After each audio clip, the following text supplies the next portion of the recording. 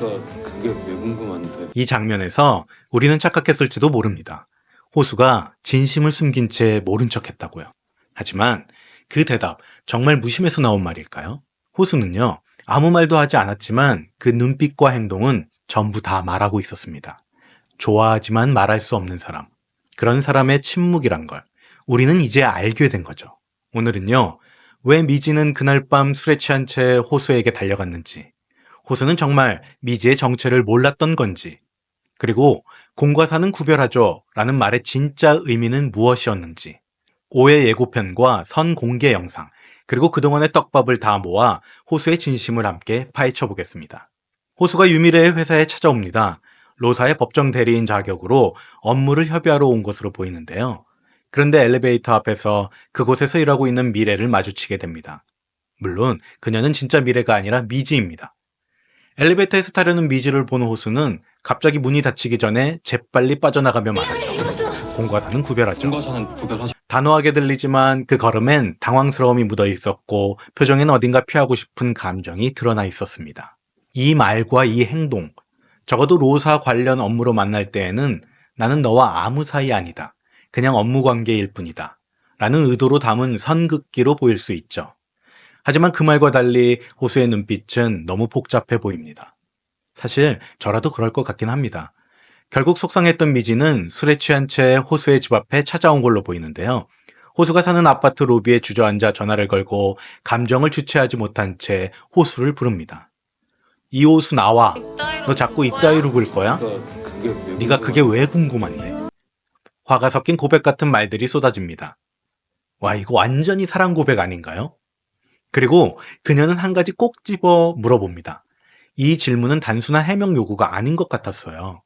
그날 그 말 속에 감춰진 호수의 감정을 이제는 솔직히 듣고 싶다는 고백으로 보였어요. 하지만 호수는 여전히 말이 없습니다.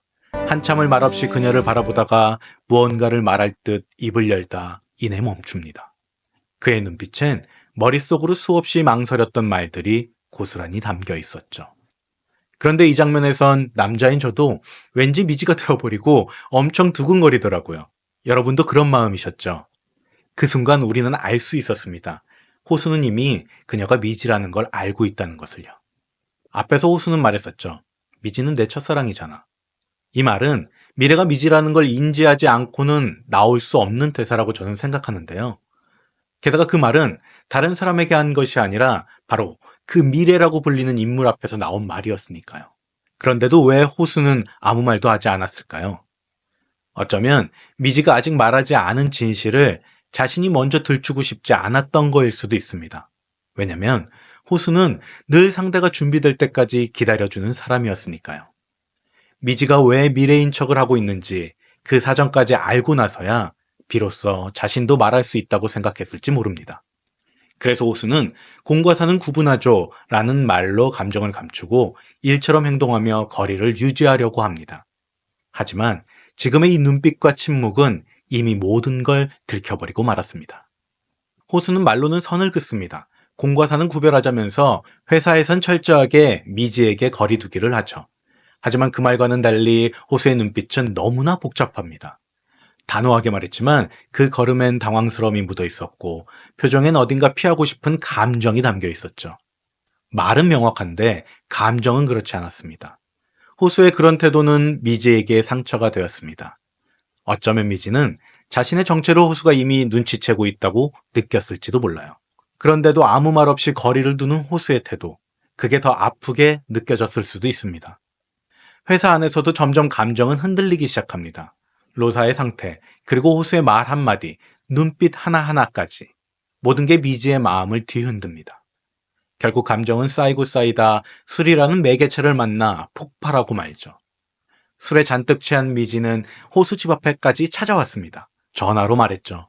이호수, 나와. 지금 당장 나와. 호수의 아파트 로비에 쭈그리고 앉은 채 미지는 감정을 주체하지 못합니다. 야, 사회생활 하다 보면 취할 수도 있지. 속상한 날도 있는 거고.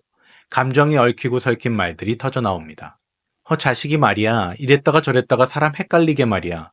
유미지가 좋으면 좋다고 그냥 말하라고 두 손몽이 어쩌고저쩌고 지금 나랑 알 수 없는 말들을 했었죠. 이건 아주 중요한 부분인 것 같습니다.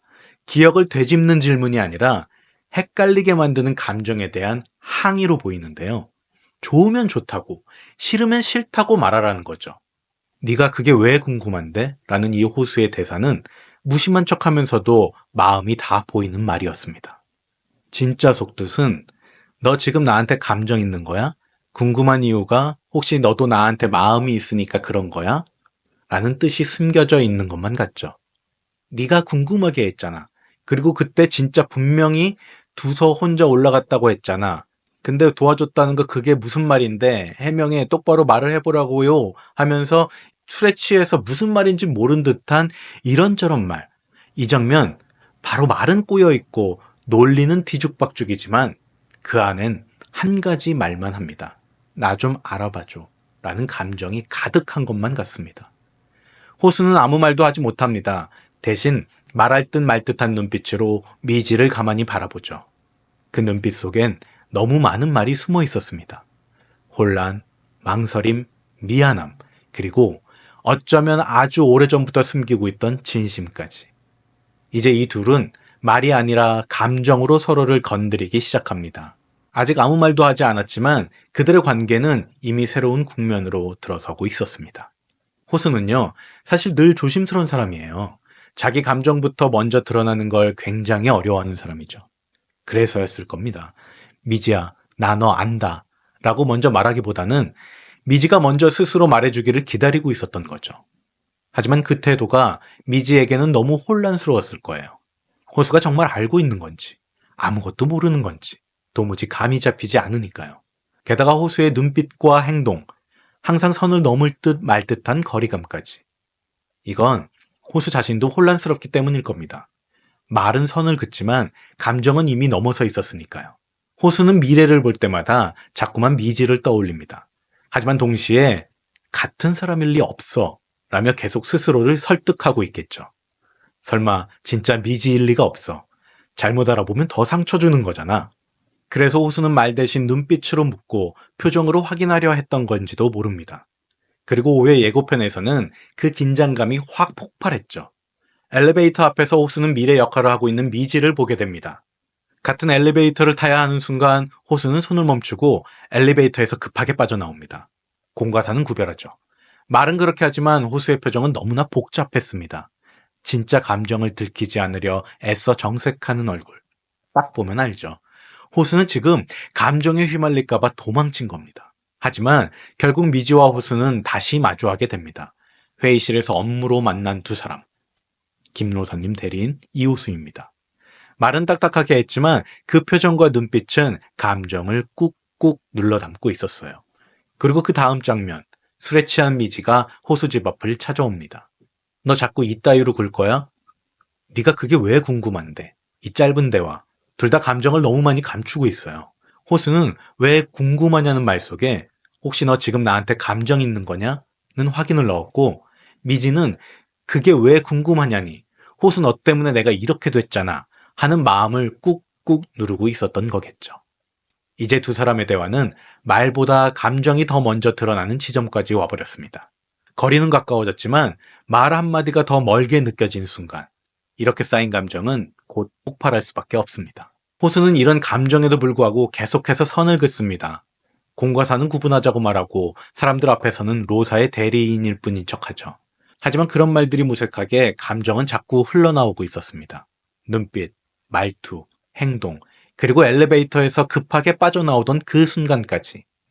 그건 누가 봐도 감정을 숨기지 못하고 있던 증거였어요. 미지는 알고 있었을 겁니다. 호수가 미래라고 부르면서도 어딘가 낯익은 눈빛을 보낸다는 걸요. 그래서 미지는 결국 터뜨리고 맙니다.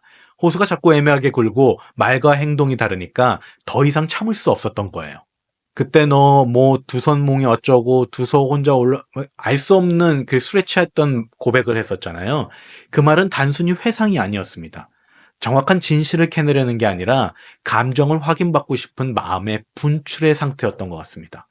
좋으면 좋다고 말하든가 왜 계속 헷갈리게 만들어 그 말에 호수는 대답하지 못했습니다. 한참을 말없이 미지를 바라보다가 입을 열 듯 말 듯 결국 아무 말도 하지 못하죠. 이건 거절이 아니라 망설임입니다. 지금 무슨 말을 해도 그게 감정으로 들릴까봐 무서운 사람의 침묵이었습니다. 호수는 사실 이미 알고 있었을 거예요. 미래로 다가온 사람이 자신이 기억하는 그 시절의 미지라는 걸. 그러니까 그렇게 당황했고, 그렇게 말이 없었고, 그렇게 도망치려 했던 거겠죠. 하지만 감정이라는 건 언제든 가만히 있지 않잖아요. 도망칠수록 더 들키고 숨기려 할수록 더 커지죠. 그리고 결국 미지가 먼저 용기를 냈을 때 호수의 마음은 그 앞에서 멈춰버렸습니다. 오해 예고 속에서 술에 취한 미지가 호수집 앞에서 말한 그 한마디. 너 자꾸 이따위로 굴 거야? 이건 질책도 원망도 아닙니다.